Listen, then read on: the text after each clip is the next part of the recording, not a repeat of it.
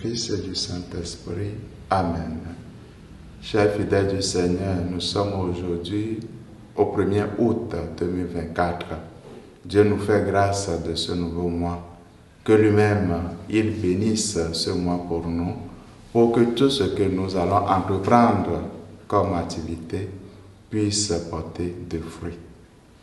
De l'évangile de Jésus-Christ selon saint Matthieu au chapitre 13, versets 47 à 53. En ce temps-là, Jésus disait aux foules, « Le royaume des cieux est encore comparable à un filet que l'on jette dans la mer et qui ramasse toutes sortes de poissons. Quand il est plein, on le tire sur le rivage, on s'assied, on ramasse dans des paniers ce qui est bon et on rejette ce qui ne vaut rien. Ainsi en sera-t-il à la fin du monde. Les anges sortiront pour séparer les méchants du milieu des justes et les jetteront dans la fournaise. Là, il y aura des pleurs et des grincements de dents. Avez-vous compris tout cela? » Ils lui répondent « Oui ». Jésus ajouta, « C'est pourquoi tout scribe devenu disciple du royaume des cieux est comparable à un maître de maison qui tire de son trésor du neuf et de l'ancien. » Lorsque Jésus eut terminé ses paraboles, il s'éloigna de là. Acclamons la parole de Dieu.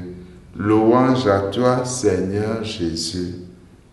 Chers fidèles du Seigneur, la parabole du filet et des poissons que nous méditons ce matin redit avec insistance la réalité du jugement dernier de Dieu.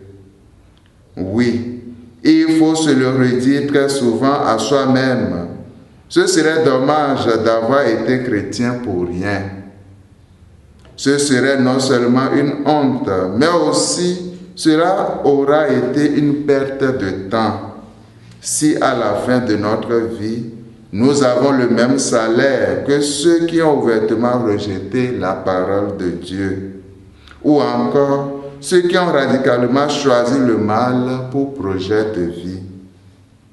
À la fin de notre vie, ce ne sont pas tant les anges qui sépareront les justes des méchants, mais plutôt nous-mêmes qui nous sentirons dignes ou non d'être en présence de Dieu.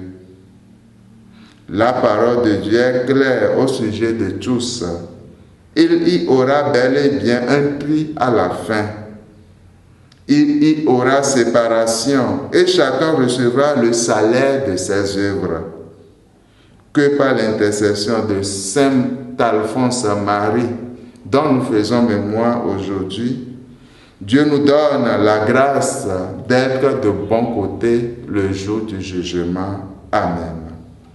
Et que sa bénédiction, et que Dieu Tout-Puissant vous bénisse et vous garde, le Père et le Fils et le Saint-Esprit.